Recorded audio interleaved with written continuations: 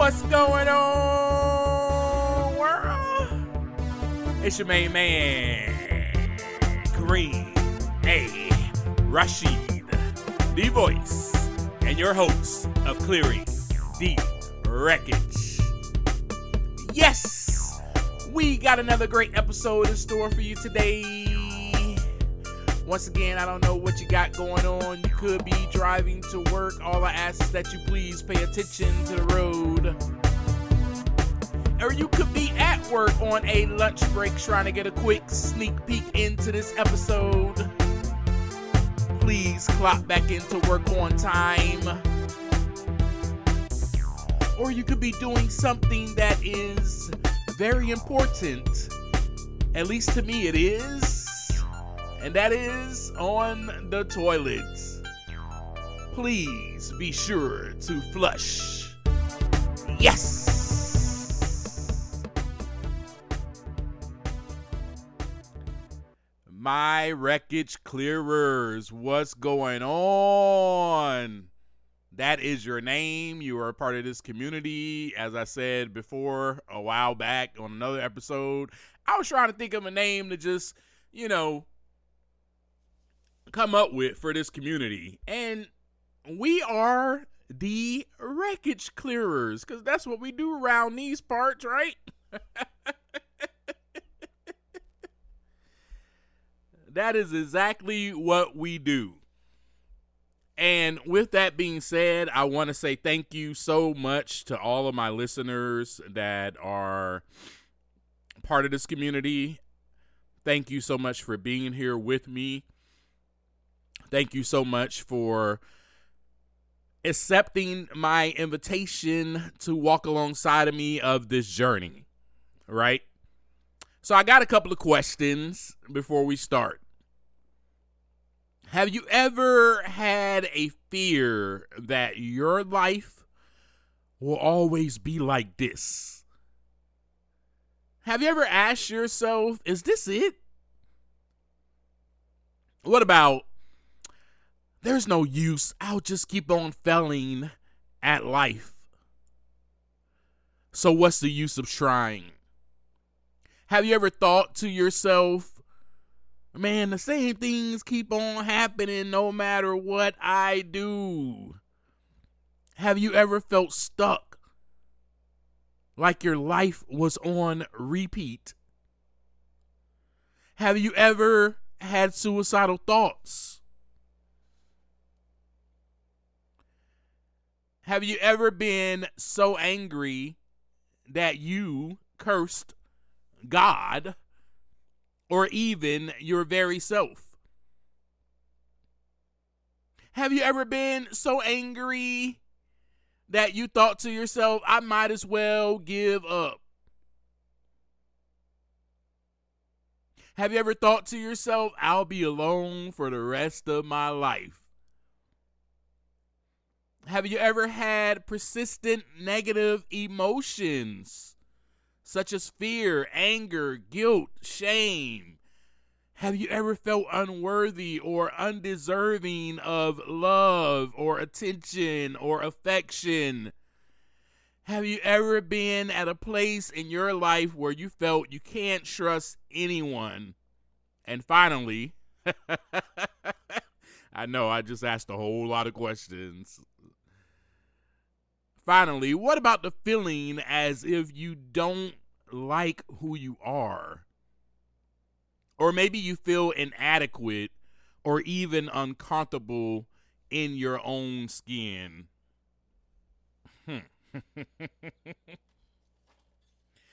Well, I could tell you that I felt all of these things.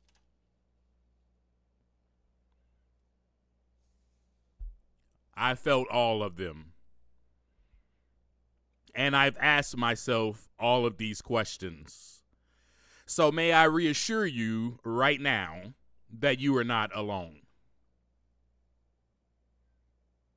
Also, may I reassure you that you are human and you are so allowed to feel all of these things, and you are even allowed to question yourself. question your very own existence. It is okay.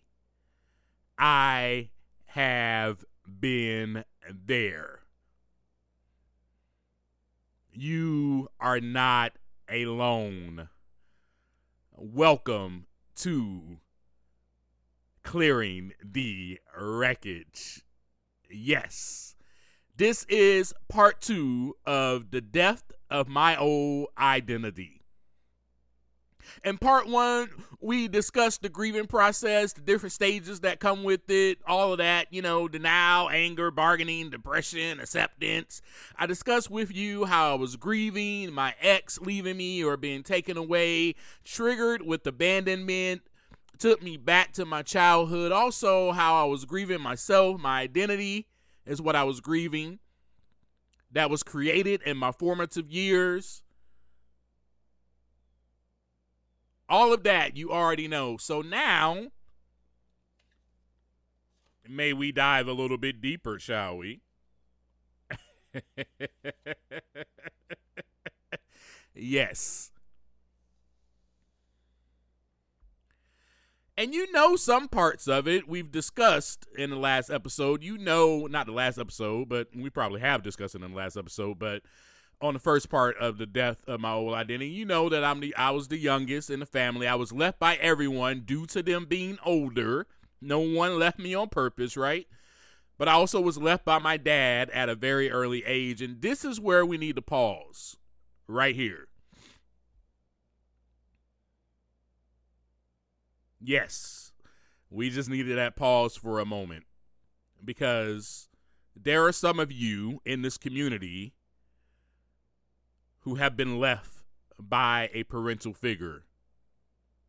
There are even some of you in this community who might not even have been raised by your own biological parental figures.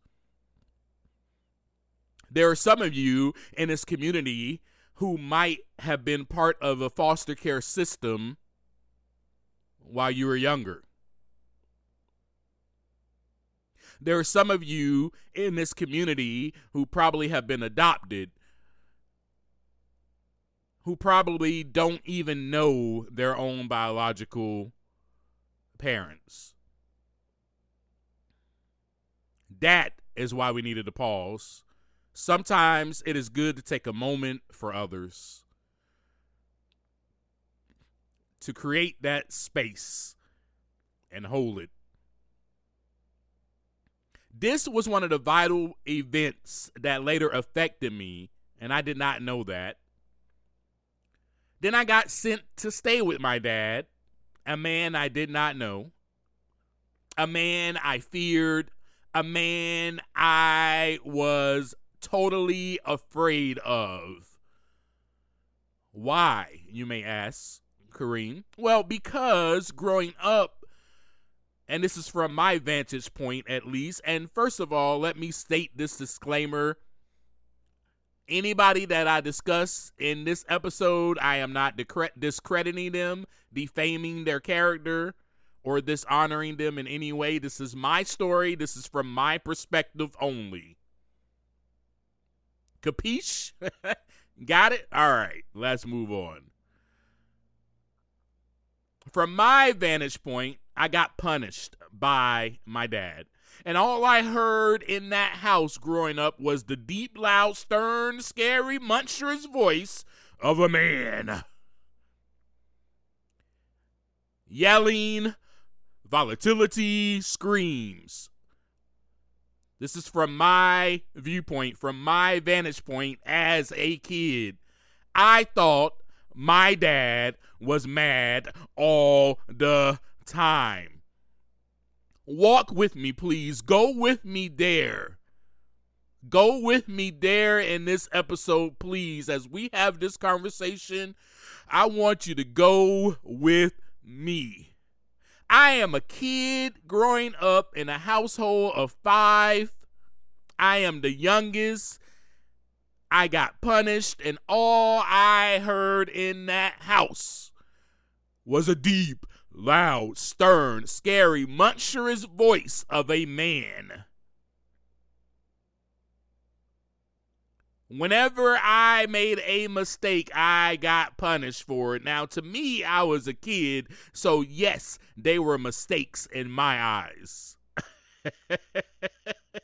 I was growing up. I was learning. Got to make mistakes in order to learn. This is the beginning of my identity, as to where I might start pretending or walking even on eggshells, or, hey, let's do everything right and perfect. Why? To not be punished, to not make him upset, or to not experience the deep, loud, stern, scary, monstrous voice. Yes, from that point is where I begin to hate myself. And after my parents' divorce, I hated him. Why? Because he left. Now, from a child's perspective, I want you to walk with me. All I knew was that my dad was no longer in the house. And from that perspective, my dad left me. He abandoned his own kids. That is the perspective that I had. Walk with me, please. Walk with me. It is now 2025. I'm not talking about my present perspective. So walk with me. Go back. Go back with me, please. Okay. So as a kid, I didn't fully grasp the concept of divorce or anything like that. I was just abandoned. Period, point blank. You left. How could you do such a thing to your own kids? How could you just leave us like that, Dad? These were the questions. I don't see you anymore. I may see you every once in a blue moon on a weekend or hang out with you. But all I know is that you just left us. How could you leave? Then here's the kicker in all of that. Then I had to go stay with the man that left me. I felt abandoned by my mother. How could you send me to a man that I do not know? Again, I also did not fully understand, y'all. I was a kid. I'm talking now from that child's perspective. I'm going back and I'm bringing the pain up that was there at the time. Walk with me, please. Yes. Woo, boy, I'm preaching today. I viewed my dad as a monster. How in the hell could you go? How could you send me with? What are you doing, Mom? This man, I'm scared. I'm afraid of my life. From my kid's perspective, walk with me now. My dad did not raise me. My mother did. My dad was not there. He left. So all these were reasons to hate myself, my life, and of course, my dad. I couldn't stand him. I was like, what? You left me. And then I get sent to stay with him. I was 9 years old when I got sent to stay with my dad. Might I mention, my dad was married again to a woman. So from my vantage point, I'm 9 years old. I'm going to stay with you. And then I have to meet this other woman who will never, ever replace my mother. You will not replace my mom. So I hated my life again. And I hated him and I hated that woman. Walk with me now. Please. I'm not talking from this perspective as I am now, as a grown man. I'm talking from that perspective. I'm bringing the pain out that I was feeling at the time. The hurt, the pain, the resentment, the anger, the fear.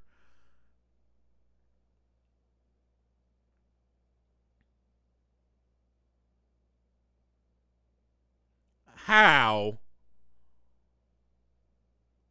could you send me to go stay with the man who is now married to another woman who is trying to replace you, Mom?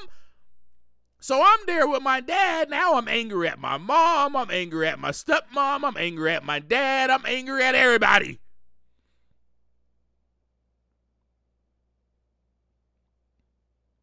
And I hated my life. Why? As a kid, these were the questions that I asked myself.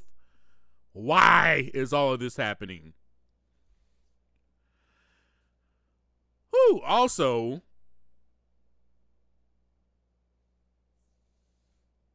go with me now. Go with me for a minute.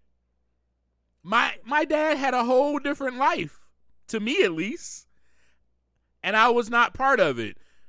So when I went to stay with him, I wanted nothing to do with him or his new wife or his new life that he was now living.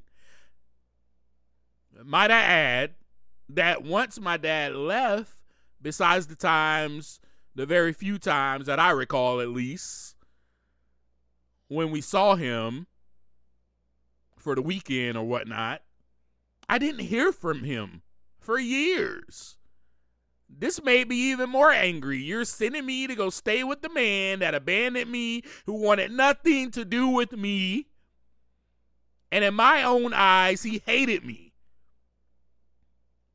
And then, I must be unworthy or undeserving of his love. Now, this is when the I must be perfect attitude started to form and became part of my identity. Walk with me. I must not get into any trouble. I must stay on course, at least while I'm around my dad, or else there would be punishment. Because all I remember is the times when I was younger, when I got punished, and when I had to hear that, deep, loud, monstrous voice. And when I got my butt tore up by him.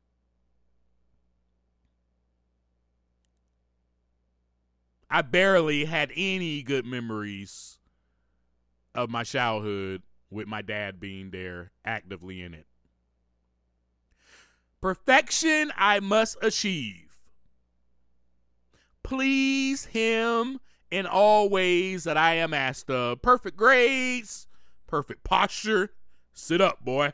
Perfect love, perfect face, perfect actions, or else.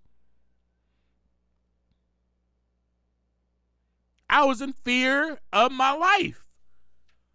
Now, this is the other part of my identity that was being formed. Fear. I lived in it. Y'all, I lived in it. So all I had once I got sober and clean was fear, anger, and I must be perfect as my identity. I must please everyone or else there will be punishment. I was afraid of being afraid. I was afraid of being angry or even showing my anger. Remember, we had a conversation a while back. I think it was episode 13. The wreckage starts early, huh? That episode. How I could not, growing up, show my emotions. I must suppress them. I must put on the right, perfect face. Even if I'm sad, even if I'm mad, I cannot show that to anyone. And I must not ever shed a tear. I was afraid of being afraid. I was afraid of being angry. I was afraid that I may cry. I was afraid that I may have an outburst of anger. I cannot show any emotions around this man, or else.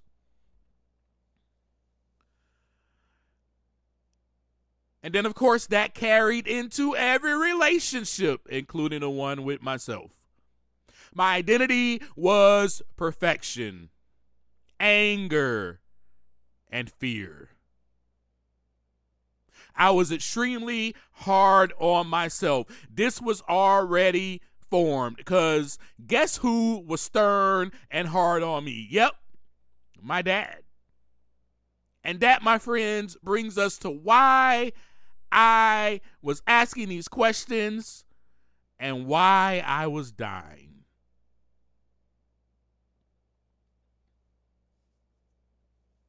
Like a snake that sheds its own skin, I was shedding off my old skin, my old self. And part of dying is darkness. When something dies, it doesn't see anything. When we die, we don't see nothing. Not right away. Not right away, at least. Just as the seasons, fall, winter, spring, and summer, everything was falling apart and I was coming into my winter season. I was coming into complete darkness. I mean, even bears go into complete darkness. They go and hibernate and sleep for the whole winter.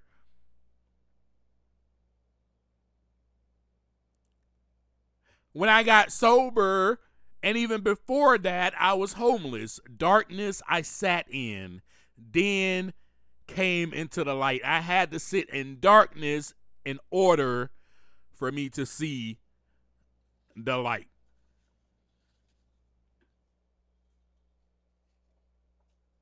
So I started seeing peace, bit by bit, crevices of light creeping in. Once I decided to get help and get sober and clean, right? Then as the years went by, I was seeing more light as I continued to expose the darkness. And that is pretty much everything you heard from up until this point, right? From the first episode to now. Me clearing the wreckage. But my goodness, oh my gosh, I did not know.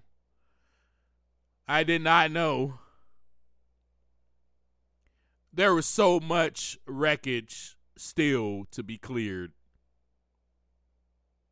I thought I had cleared it, y'all. I thought I was done. I was doing all the things to clear it. I'm going to church. I'm going to therapy. I'm sober and clean. I'm going to my recovery meetings. I'm doing everything that I need to do to clear this doggone wreckage. Why do I still feel this way, man? Why do I feel so broken? Last episode, last conversation we had, right? Why must I go through this again and again and again? I'm falling apart. I started asking those questions, the same questions that I asked you at the beginning of this conversation. And those questions came about due to only the wreckage, the destruction that was formed in my old identity, formed by parental figures, formed by my formative years. These things were being formed inside of me, and I did not know. Fear, the pursuit of perfection, being formed inside of me. When I make a mistake, anger comes, and more fear because I am going to be punished for not being perfect.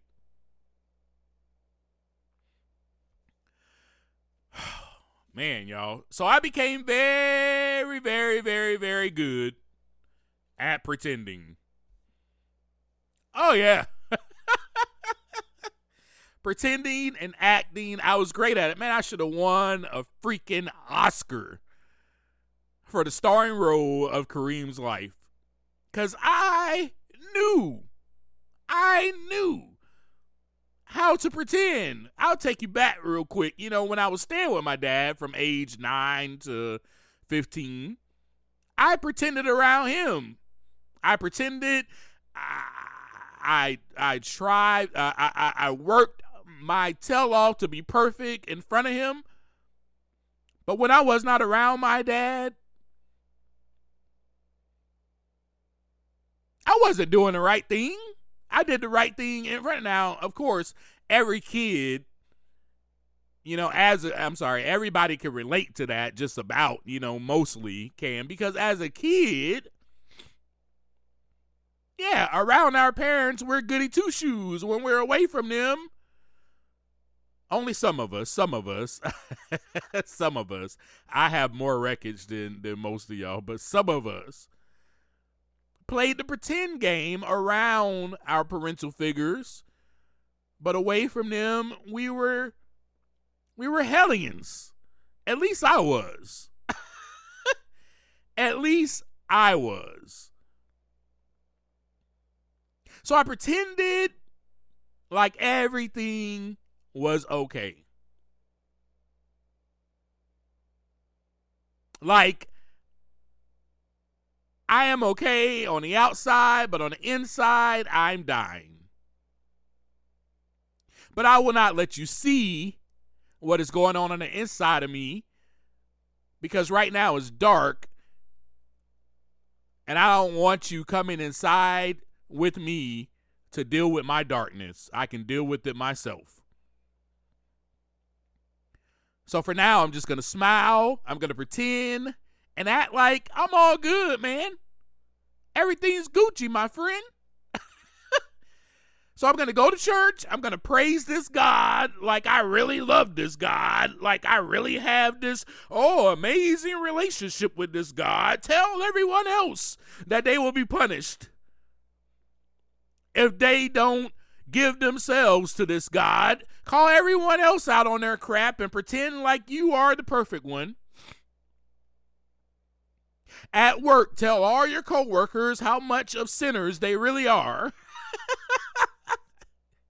And they need God, or else. I'm serious, y'all. I am dead serious. This is how I walked around.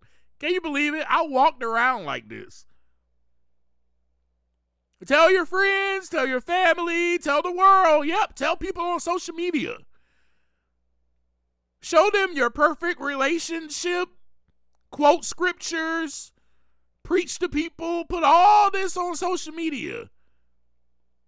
Put all this out in the atmosphere. Well, you know, God says in the Bible that. Thump people across the head with the Bible. Get them straight. Pretend, because nobody knows really how much of a hellion you are, Kareem, because you will not expose that to anyone. To anyone.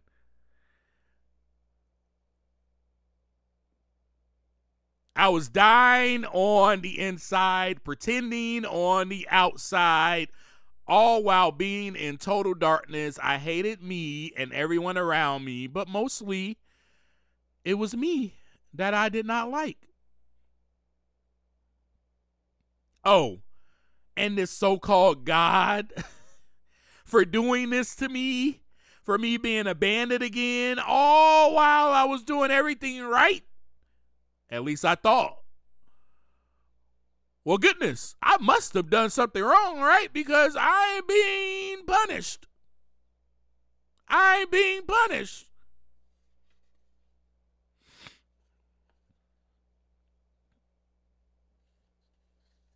My goodness, I tell you.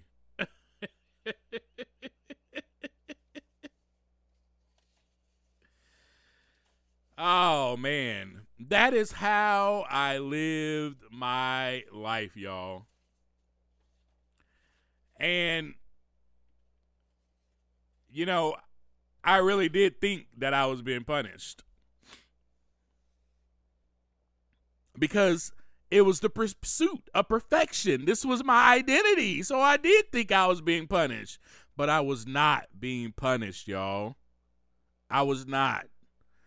I was simply being crucified.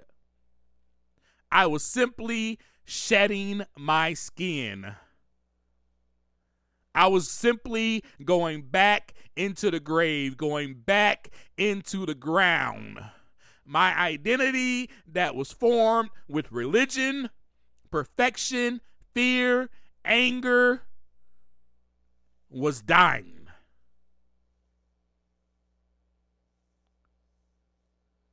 You are not perfect. You're not one who lives in fear. You're not one who is angry at yourself or the world, even your parents or your siblings. And you are not your religion. You are not your occupation.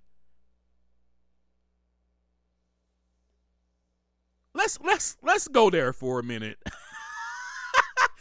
Let's go there for a minute. You know what I think that is really, now at least in my life, I think this and I believe this, what is really crazy, and maybe I shouldn't use the word crazy, but it disturbs me a little bit. That when someone said, you're getting to know somebody and, you ask them their name, and then next thing you ask them is, well, what do you do? And they tell you what they do. Well, I'm a nurse. And they say, I'm a nurse. I'm a nurse. We include our identity into the job or the profession that we are doing. Let me burst everybody's bubble real quick.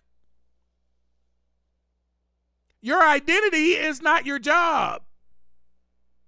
Your identity is not the fact that you're a nurse or a doctor. That is your profession, and that is all it is. That's all it is. Why do we do that as humans? Why do we do that? Well, you know what we need to start doing? I proclaim that we need to start doing this.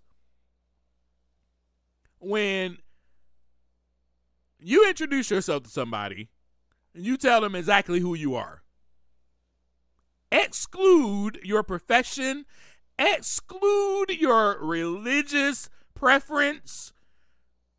Oh, my name is such and such, and I'm a Christian. Exclude that crap. That's not who you are. Oh, my name's Kareem, and I'm a manager at such and such. Yep, I've been working there for, 3 years now. Uh-huh. And then we leave. That's it. That's all that the person needs to know about you. Also exclude where you're from, because that's the next question that somebody's going to ask. Oh, well, where you're from? That has nothing to do with my identity. You mean to tell me that I'm supposed to attach the place that I'm from with my identity? And we walk around and do that. Yeah, I'm from such such. That's why I'm such weight. No, man. You're not that way because of the place you were born at or the place. You're not that way because of the place that you were born at. Now, yes, don't get me wrong. Some of us do become products of our environment. But that still is not your identity. You get that, right? You get that you just were influenced and you became a product of something. That's not your identity, though.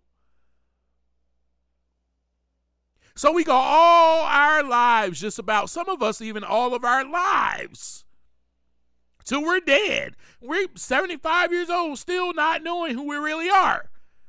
And you know what? At this time, I believe, during this time when I was going through this, my creator, my real creator, not my parents, was like, you are going to know who you are.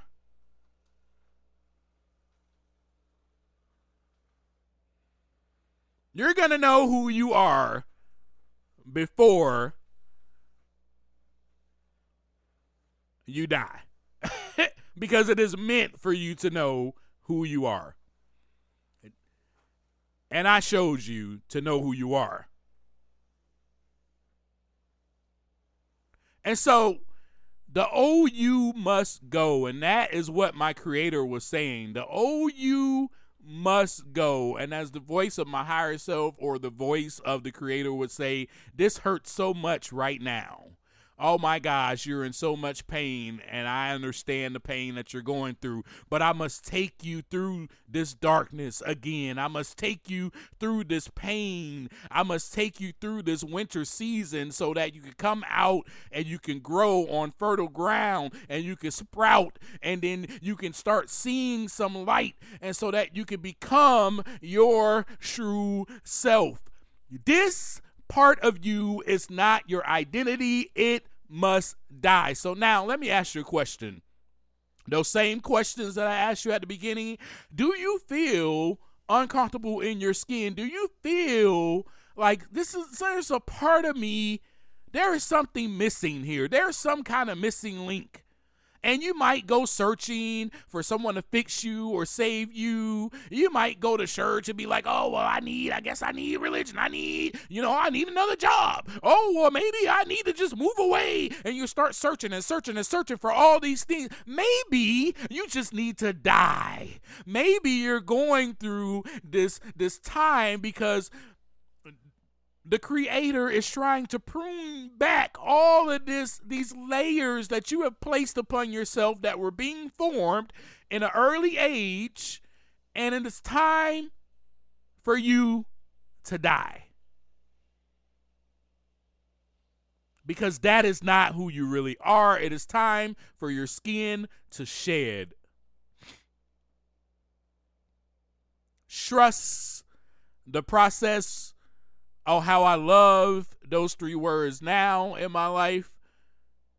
But I could tell you right now and reassure you that you are not alone. Because if you are going through everything that I just stated to you, you're feeling uncomfortable in your skin, you're grieving,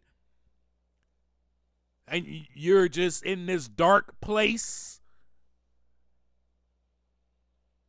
it's not because you need to give up something. It's because you need to give up. Stop fighting. Stop fighting. Stop trying to be this person that was created. Stop trying to be this religious person that hides behind church, that gets on social media and post scriptures and tell everybody else that they're going to hell. What about you? What about you? Oh no, I ain't going to hell. I'm saved. You only believe that because of what you have been told, because of what has been formed. You don't really know your real identity. You're going off of what you've been told. And like I said, a lot of us, all the way to our graves, go off of everything we have been told, and that's gospel. Oh, our parents told us this. Oh, the pastor said. Oh, I got a challenge for you. If you're going to church and you're doing all that, open up your Bible and read it for yourself. And before you read it, ask for an open mind and ask for wisdom. The Bible even says you don't have wisdom because you don't ask for it. Bet you can't find that scripture. Anyway, I'm not going to go off on. I'm not going to go. That is who I was, though. Y'all, that is who I was. I was walking around thumping people across the head with the Bible. And I didn't know it. I really didn't know it myself. I really didn't know exactly what I was supposed to get from that. Neither what I was supposed to get from church. And I'm going to tell you exactly what it was right now. Church, religion, what your parents tell you, who to be, how to be, what to become, all these things, is to create structure. It is simply that. It's to create some type of structure that you can hold on to. But that is not your identity.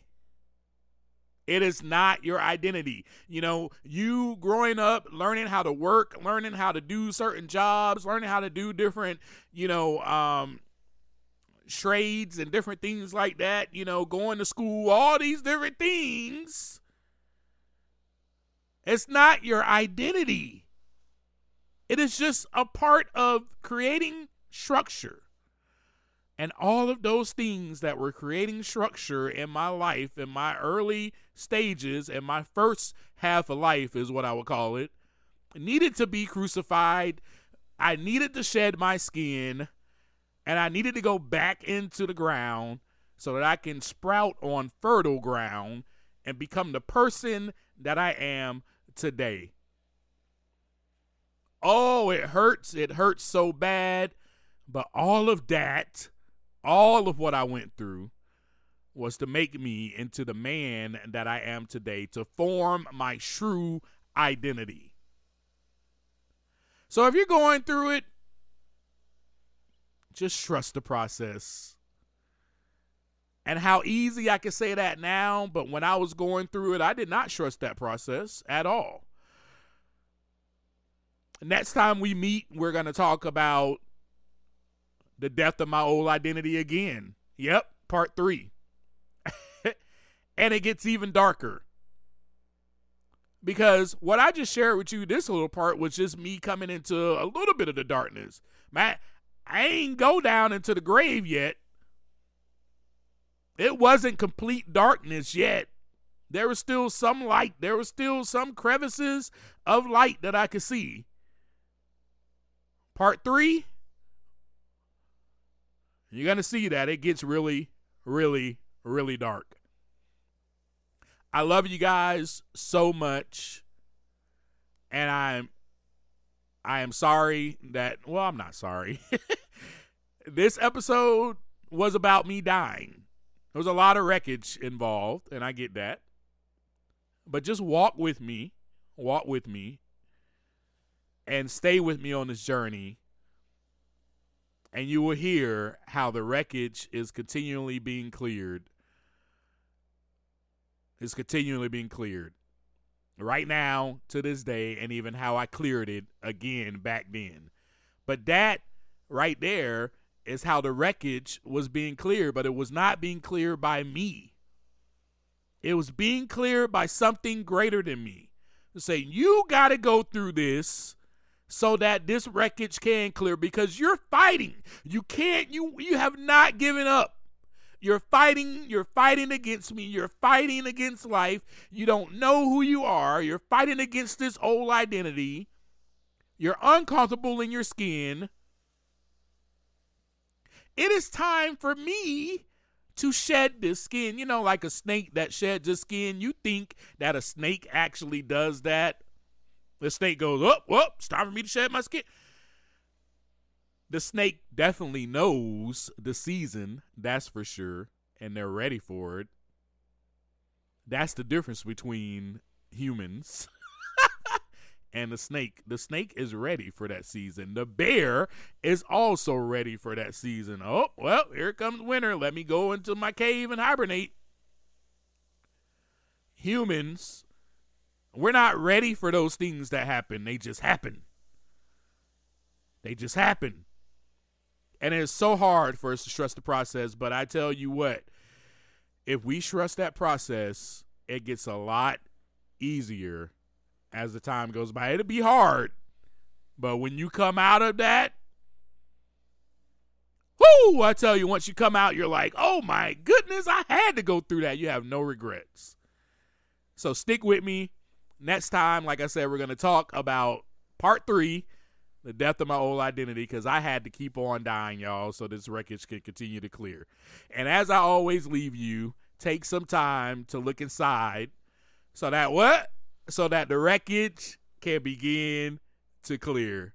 Peace.